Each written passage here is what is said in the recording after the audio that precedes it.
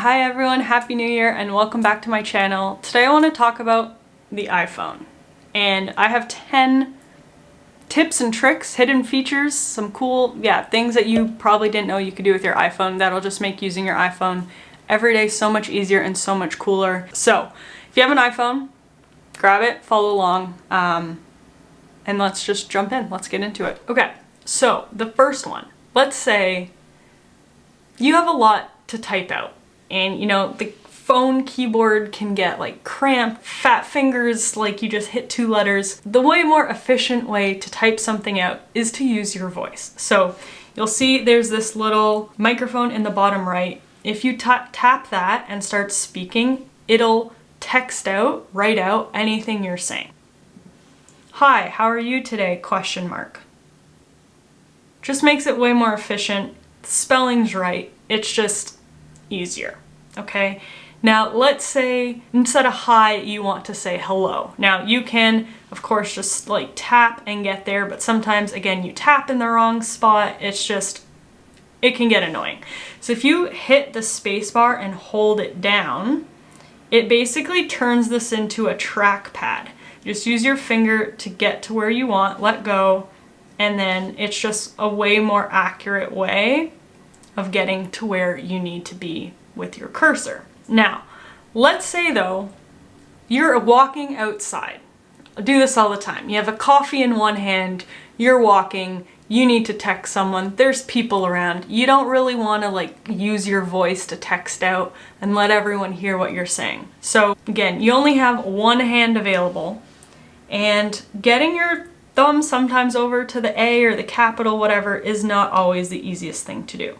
So if you go down to the emoji keyboard and you hold it, you'll see at the bottom you have 3 options. You have a left keyboard, the standard middle keyboard, which is the default, or a right keyboard. So if I'm trying to type with my right hand, I would use the right hand keyboard. It shifts all the letters over to the right a little bit, so just makes that range of motion, that reach, a little bit easier for your thumb. Now another big way to save time when you're writing is to use text replacements. So if there are phrases or words that you either use all the time or always misspell and you want it to autocorrect for you basically every single time, you use text replacements. So first, to even set them up, you would go into settings, you'd go to general, and then down to keyboard, and you'll see text replacements. So click on text replacements, and then with the plus button at the top right, you can basically set up anything you want. So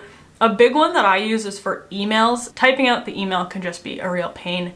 So I use the @ symbol and it'll just bring up the email. But let's say you want to set a new one. So the phrase, this is what you actually want to send. So let's say, how are you? ? I don't actually want to type that all out. Let's say my shortcut I want is going to be HRU to populate how are you ? So if I go back into notes, I just type HRU space, it autocorrects how are you. Same thing with the email, @ space populates the email. So another just efficient way to text. Now these next few tips are for when you're screenshotting. So anytime you need to take a screenshot, these are some added features that you may not already know about. So let's say you want to take a screenshot of this recipe. How you screenshot is you take this button, or you press this button, the power button, and one of the volume buttons at the same time. So let's go up volume and power, press, it makes a screenshot. Now, this website is longer than one like screen worth. So the default here at the top, you'll see screen and full page. Screen is the default. It's just going to take a screenshot of exactly what's on your screen. But let's say you wanted a different part of the website. So instead of having to like go back and re-screenshot it and mess around with that, you hit full page. It's going to show you a scroll basically of the entire web page. So you can just use this little scroll to get to exactly the part you want. Let's say ingredients and directions.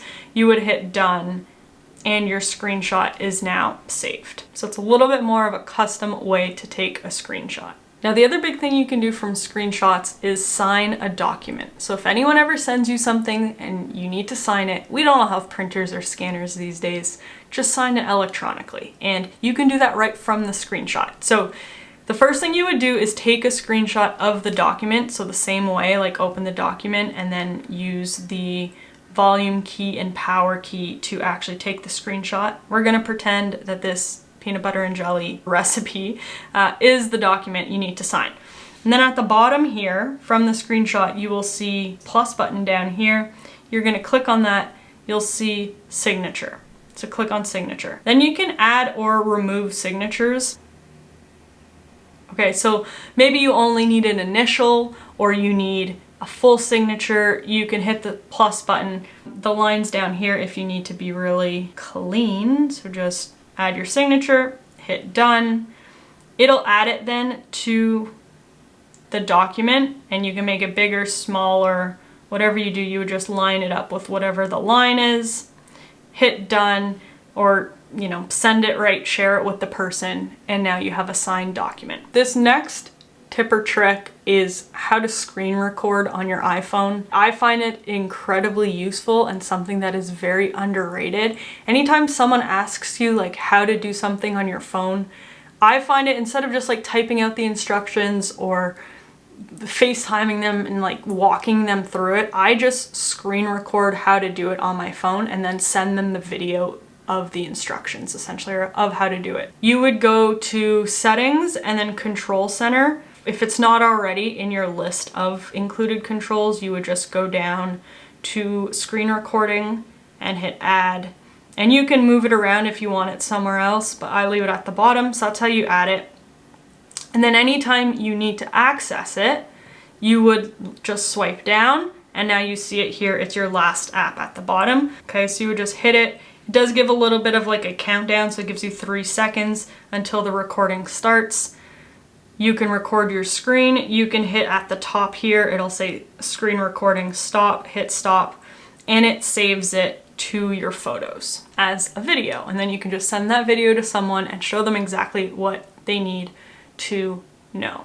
Okay, so this next tip is how to move multiple apps at once. So let's say you want to move multiple of these apps onto like another page, but you don't necessarily want to create a group. They're separate apps, but you want to move multiple, and you don't want to do one at a time and like bring them over because that is just time consuming. So what you would do, you would hold down on one app until it starts the shaking thing. So you'd hold that and then you would click the other apps while still holding it down and move them over that way, let go.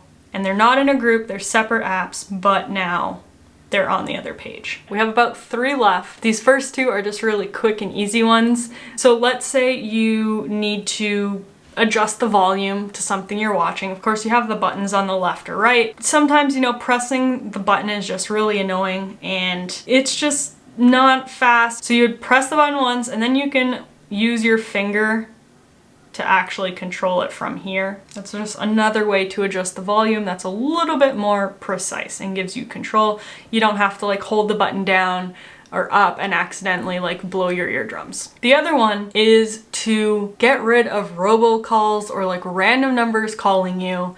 Just send them straight to voicemail. From settings, yeah, you would go to the bottom of the phone and you will see an option to silence unknown callers. You would just click that and toggle it on. It's only gonna send like true unknown numbers to voicemail. If you recently called someone, your recents list, it'll know and it will allow those calls, or anyone in your contact list, it'll allow those calls as well. So it is pretty smart. It's just gonna send like any random numbers to voicemail, and then you can check your voicemail and figure out if it's actually someone you need to call back or not. Now this last one is a dangerous one to know, and I recommend you use it sparingly and carefully.